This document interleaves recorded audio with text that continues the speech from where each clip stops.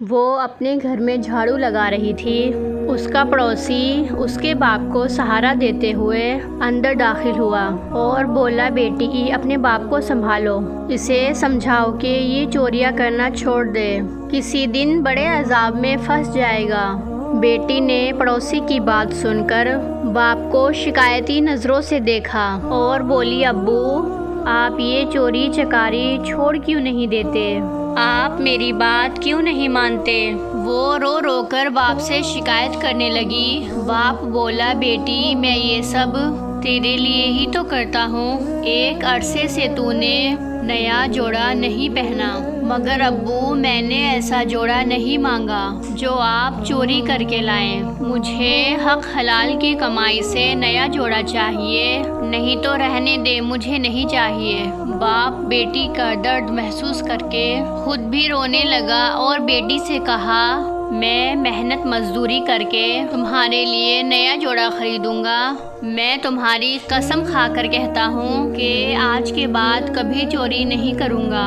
بیٹی خوش ہو گئی۔ اس کی ماں کے دنیا سے جانے کے بعد آخری سہارا اس کا باپ تھا، جسے وقت اور حالات نے معمولی چور بنا دیا تھا۔ اس کا باپ جب بھی گھر سے جاتا تو شام سے پہلے واپس آ جاتا، مگر آج بہت دیر ہو گئی تھی، وہ اب تک گھر واپس نہیں آیا تھا۔ بیٹی پریشانی میں انتظار کرنے لگی۔ اتنے میں اس کے پڑوسی نے آواز دی۔ باہر دروازے پر کچھ اور لوگوں کی آواز بھی سنائی دی۔ پڑوسی نے کہا، بیٹی دروازہ کھولو۔ وہ دوڑتی ہوئی دروازے پر گئی۔ دروازہ کھولا تو باہر کا منظر دیکھ کر اس کے پاؤں تلے سے جیسے زمین ہی نکل گئی۔ باہر چارپائی پر باپ کی لہو لہان لاش پڑی ہوئی تھی۔ کیا ہوا میرے ابو کو؟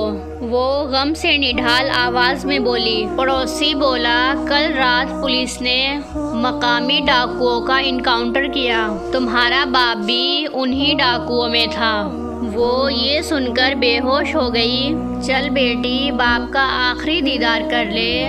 لوگ بیٹی کے ہوش میں آنے کا انتظار کرنے لگے۔ جب ہوش میں آئی تو باپ کا آخری دیدار کیا، مگر وہ صدمے میں تھی، خالی خالی آنکھوں سے باپ کی میت جاتی دیکھتی رہی۔ آج بیٹی نے اپنا آخری سہارا بھی کھو دیا۔ آج باپ کو فوت ہوئے تیسرا دن تھا۔ وہ اپنے پھٹے پرانے کپڑے صندوق میں رکھ رہی تھی کہ اسے باپ کا وعدہ یاد آ گیا، میں اپنی بیٹی کے لیے حق حلال کی کمائی سے نیا جوڑا لاؤں گا۔ وہ پھوٹ پھوٹ کر رونے لگی۔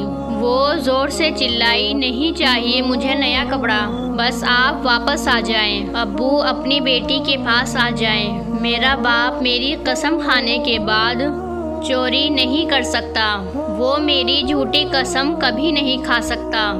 وہ یہی سوچ رہی تھی کہ دروازے پر آواز آئی۔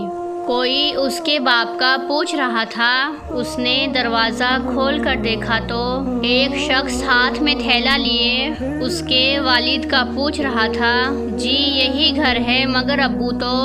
اس سے پہلے کہ وہ مزید کچھ کہتی، وہ شخص بولا، میں بہت مشکل سے یہاں پہنچا ہوں، یہ لو اپنے باپ کی امانت۔